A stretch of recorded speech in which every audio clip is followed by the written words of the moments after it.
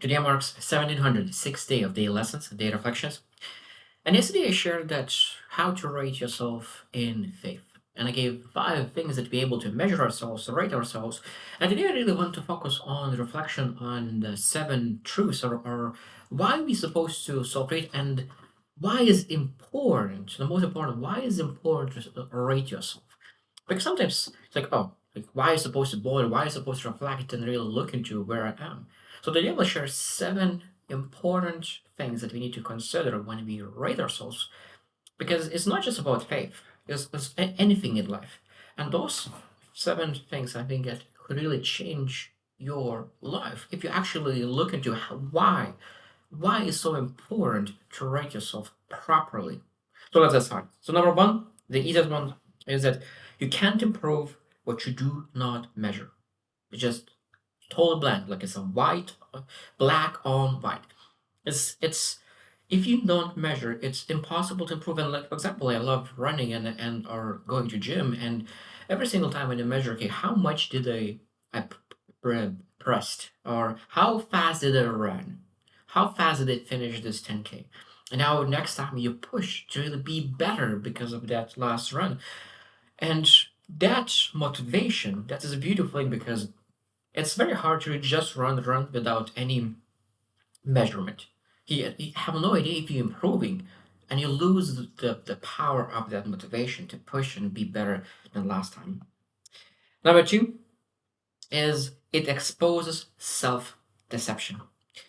And I think that one of the biggest things that I found myself, that even myself deceive myself, because I said I have my values, I have my aspirations, and I said, okay, this is my values. But when I looked into really what my resources are, like my money, my time, my energy, my location, all my resources, was not saying that my values are the things that I telling. And that's again, when you rate yourself, you understand, okay, like where am I? Because sometimes you say one thing, but you're actually not. So confusing routines with conviction as well. Like there's so many things that we're able to really look into. Okay, what am I confusing?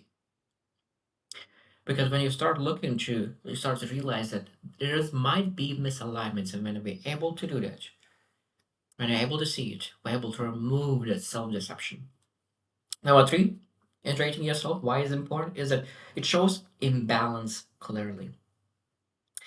So that means that when you look into multiple aspects about certain things, it's it's it's interesting because sometimes you say like if like with faith, is that you follow the rules, but there is no understanding.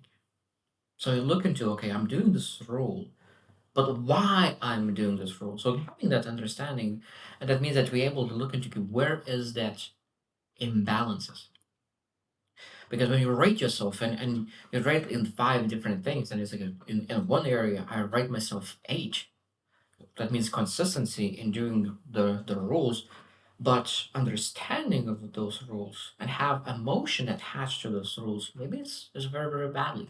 So when looking to rate ourselves in multiple areas, just not just one thing, that but really multiple aspects and angles of the same thing, then we're able to really see imbalances clearly. Number 4, it turns vague anxiety into actionable truth. Because sometimes we can say like if something is off, I would love to be better. And when you look into the same topic like faith, because I say shared about faith, is that now so there's something off to my faith. And then you write 5 things in the faith. Now again, part of saying that okay, I was very great in this one and I was very, very poor in this one. And now because it's something off, now you know that you don't need to focus on the things in the areas that you're extremely good at already. You need to maintain it and develop it, but you maybe it's time to really allocate an area that you actually missed out. And before maybe you didn't put the light on the things that is actually missing. And then that anxiety that potentially could be have in our mind that there's something is off. Now we have better understanding what is going on. Number 5, it removes emotional exaggeration. And that means that sometimes we think that we are extremely good or we terrible. So that we have when we do not have clarity, we have a tendency to think black and white, hot or cold. We're not able to look into what is in the middle.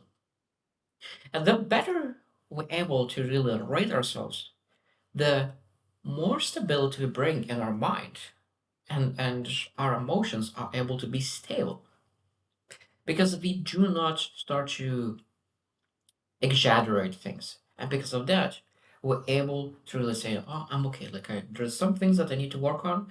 And that just knowing and being grounded, knowing that what you need to work on, even though that it might be that you're not where you love to be, still gives you ability to really stay consistent with your emotional regulations. Number six, it creates accountability with yourself. That's why it's important to rate yourself, because when you rate yourself, when you know exactly where you're at, clearly where you're at, that gives a massive accountability because you know that you're doing something. There's a plan, there's a strategy that you need to execute just to make sure that we're able to move from 3 to 4 to 5 to 6 and above. Because when you know exactly where you're at, when you have a clarity, that gives confidence that you know what you're doing. And of course, that gives accountability. You take ownership what needs to be done. Because if you do not know what you need to do, that means like, oh, I don't know what to do. And I will wait until I figure out. I will find a way. And that's again gives us excuse. When you know what's going on, have clarity, that gives us accountability. And that's much more powerful. And last one, number seven, it separates identity from reality. That means that you have potentially saying that, okay, I'm regarding the faith again, I'm a believer. That's you potentially could have that identity. But then again, back into look into self rating and look into okay, what do I do, on a weekly basis? How do I really represent myself in life? Do I do what believers do? And I think that's exactly even any kind of thing that we're reviewing it, when we're reflecting it, and with beliefs about ourselves. So that means that okay, I'm a very intelligent person. So do you do what intelligent people do? Do you develop that like wisdom? I'm a leader, I'm a mentor. Like you can put any kind of label we can able to write yourself if its identity is aligned with what is actually going on in life. And I think that's extremely important. That's why we look into that why it's so important to really separate yourself because you know exactly what's going on and you know that the reality aligns with identity. So I want you to reflect as well because this is a beautiful topic and I always said it what is not measured doesn't get improved and that's why it was the most important idea.